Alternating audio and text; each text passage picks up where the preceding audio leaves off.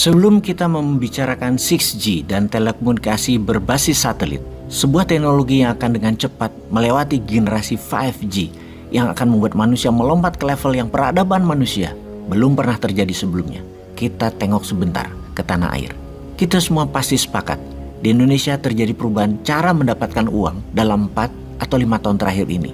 Yaitu jika Anda ingin menjadi triliuner atau multimilioner adalah bukan dengan dagang, tetapi dekat dengan pusat pemerintahan atau pejabat pusat. Masa 5 tahun terakhir ini adalah era di mana uang hanya berpusat di pusat pemerintahan dan beredar di kalangan elit dalam jumlah yang sangat besar. Oh maaf nih ya, kalau kalimat di awal ini membuat para pengagum pejabat sekarang, misalnya pengagum opung, pengagum pejabat yang membiarkan opung bermanuver walaupun melanggar banyak aturan, juga misalnya apa yang dilakukan adalah merugikan nation, namun karena menguntungkan pejabat di sekitarnya juga mempertebalkan kantong keluarganya, ya didiamkan aja dan Anda menjadi sebel sama bosman karena kalimat bosman super nyindir. Maaf loh ya, habis banyak yang mangkel namun gak bisa ngomong nitip lewat bosman, ya saya sampaikan. Kita lanjut ya, bener deh, saat ini adalah periode yang selalu gaduh, apa aja gaduh. Habis maunya banyak sih, minta jabatan diperpanjang lah, yang dibungkus pura-pura rakyat yang mau, padahal pejabat yang mau. Anggaran Covid tidak teraudit jelas, 1.000 triliun kemana aja. Tambang nikel habis, uangnya bukan buat rakyat tapi dibilang kita lah yang untung.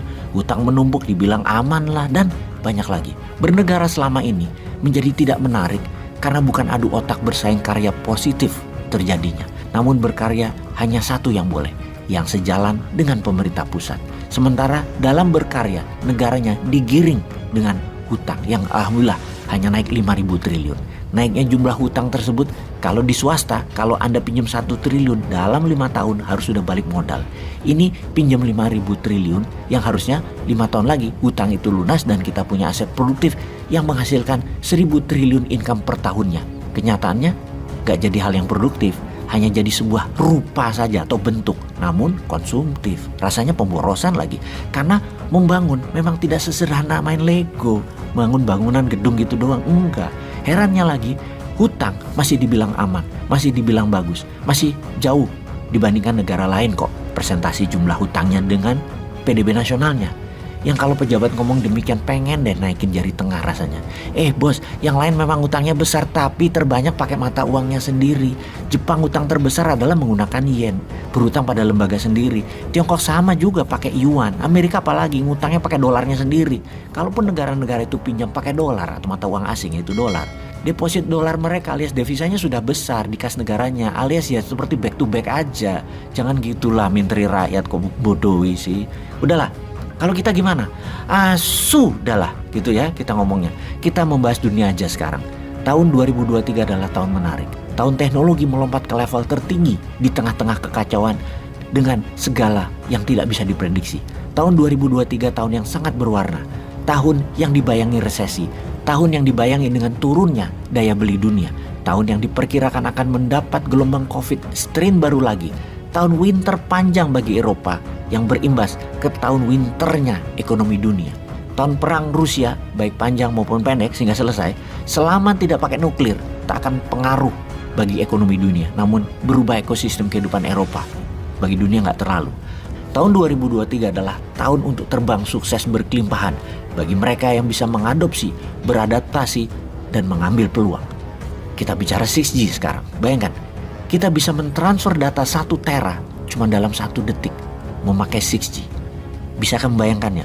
Bakal sehebat apa hal itu? Oke, kita kasih ilustrasi. Dalam 1 bulan, sebuah keluarga misalnya sang suami bekerja full work from home. Sang istri nonton drakor setiap hari di Netflix, anak-anak lihat YouTube dan belajar dari rumah 8 jam sehari. Penggunaan internet sebulan paling tidak lebih 200 GB. Jadi menggunakan 6G, 5 keluarga bisa disuplai kebutuhan internetnya sebulan hanya dalam waktu 1 detik. Sekali lagi, kita ulangi ya sahabat, hanya dalam waktu 1 detik. Ketika Indonesia mulai mengubah layanan dari 2G ke 3G di tahun 2008, dunia sekitar kita berubah. Dengan 3G, orang mulai chatting memakai BlackBerry, mengirim email lewat handphone masing-masing. Keren sekali melihat email masuk sendiri ke HP dan ada notifikasinya. Lalu di tahun 2014 masuk layanan 4G. Disinilah kita mulai melihat Gojek, GoFood, Traveloka dan startup bisnis mulai bermunculan. Kita mulai mengenal aplikasi banking. Kita melihat orang sudah jarang antri lagi di ATM. Semua memakai aplikasi banking. Saat ini sudah mulai masuk 5G yang bakal mengubah budaya kita lagi. Mobil tanpa supir atau driverless memerlukan koneksi 5G yang mana di Amerika Eropa sudah dipakai ribuan mobil autonomous driverless sudah di jalan-jalan. Lalu akan ada Go Drone di mana kita pesan makanan tapi diantar memakai drone yang berterbangan langsung ke rumah kita. Era 5G ini juga era metaverse di mana kita bisa nonton jalan-jalan dan sekolah di dunia virtual. Bioskop akan jadi 4D karena orang sudah terbiasa nonton di dalam metaverse ini. Sekarang dunia sedang menguji coba 6G. Dulu-duluan antara Amerika dan Tiongkok. Siapa yang akan memulai dan menguasainya? Bakal seperti apa dunia kalau era 6G ini diterapkan? Dengan 6G di tahun 2025 kita akan memiliki chips dengan jumlah koneksi 100 miliar sama dengan jumlah neuron saraf di otak manusia. Artinya komputer sudah bisa berpikir dan belajar seperti manusia. Era 6G ini adalah era robotik di mana kita akan melihat robot di mana-mana melayani manusia. Robot masak, mengantar makanan di restoran, mengobati orang sakit, dan semua robot ini terkoneksi satu sama yang lain dan saling belajar. Inilah zaman yang harus diantisipasi oleh umat manusia karena manusia tetap punya keunggulan dari robot dalam berpikir pakai 6G karena manusia memiliki wisdom atau kebijaksanaan.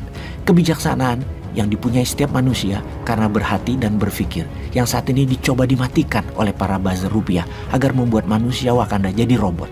Jadi sesungguhnya yang unggul bukan Tiongkok dan Amerika dalam membuat robot 6G karena di Wakanda sudah duluan membuat robot pakai buzzer rupiah.